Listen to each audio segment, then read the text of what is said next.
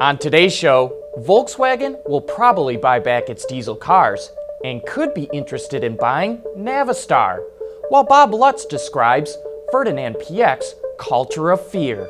All that and more coming right up on Autoline Daily.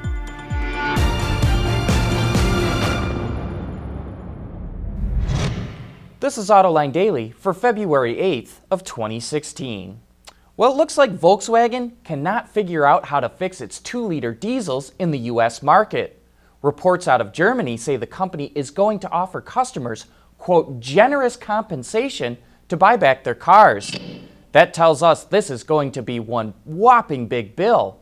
VW will have to compensate about 600,000 owners, which involves cars from 2009 to 2015. If those cars on average are worth somewhere between $15,000 and $20,000, then VW is going to have to fork out somewhere between $9 and $12 billion. That will erase the company's net profits for the year and does not include any of the fines and lawsuits that the company faces going forward. Clearly, Volkswagen does not know what the total bill will come to. It is delaying reporting its annual financial results for another month or so and may not hold its shareholder meeting until June. That tells us it wants to dump as much of the bad news as it can into its 2015 results. And now we're getting some hints as to how other business units in the Volkswagen empire hope to protect themselves from this mess. VW's heavy truck unit, which includes Scania, MAN, and VW branded heavy trucks, wants to do an IPO. That would give it access to capital that it will not be able to get from its parent company. It also wants to buy a heavy truck maker in North America, where it currently plays no role.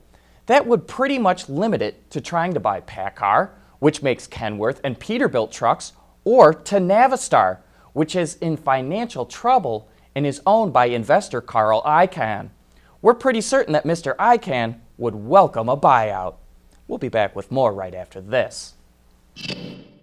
Autoline Daily is brought to you by Bridgestone Tires, your journey, our passion, and by Dow Automotive Systems, breakthrough technologies for lightweight vehicles.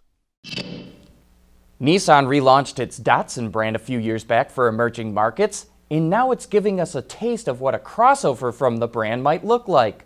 While there aren't any details about this concept, called the Go Cross, it wears Datsun's signature grille and was said to be designed to meet the needs and preferences of a new generation of drivers.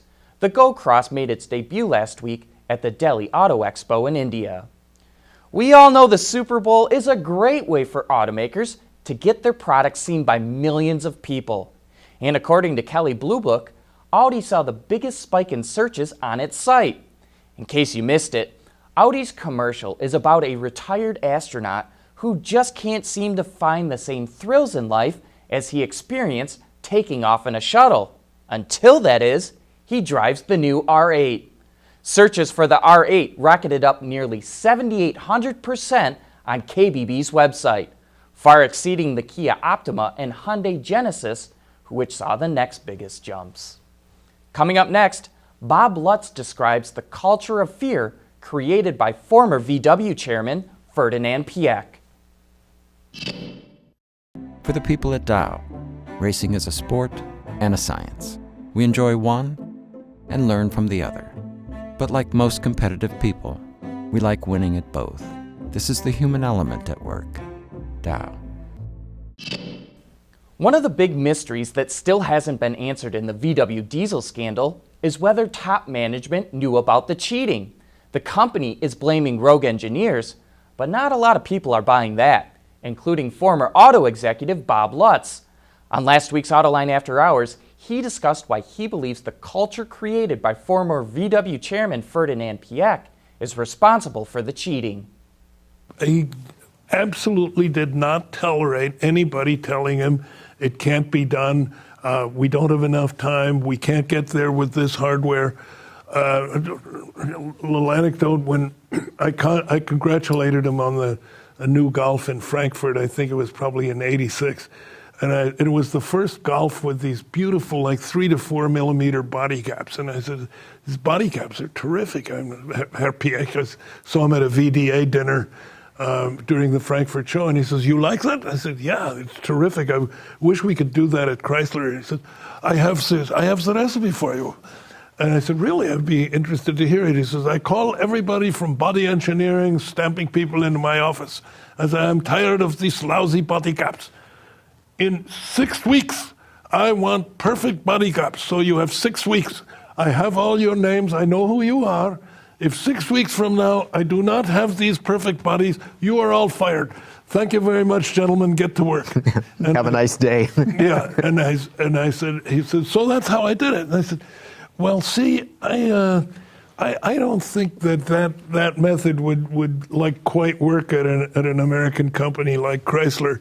And he said, "Aha, you do not want it. See, that is the difference between you and me. You are soft and I am hard. I want, but you would like to have. And when you would like to have, you will never achieve your target. When I want something, I get it." And I thought, holy mackerel! I'm glad fate never put me as a direct report to this guy, because I don't think I'd last a week.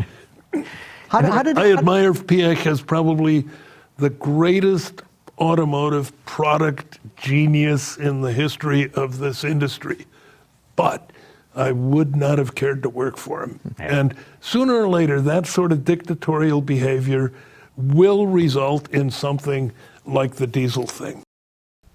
Bob shares a lot of great insight into the hot topics in the auto industry right now, and you can watch that entire discussion right now on our website or on our YouTube channel. But that wraps up today's show. Thanks for watching, and join us again tomorrow for the latest news in the global automotive industry.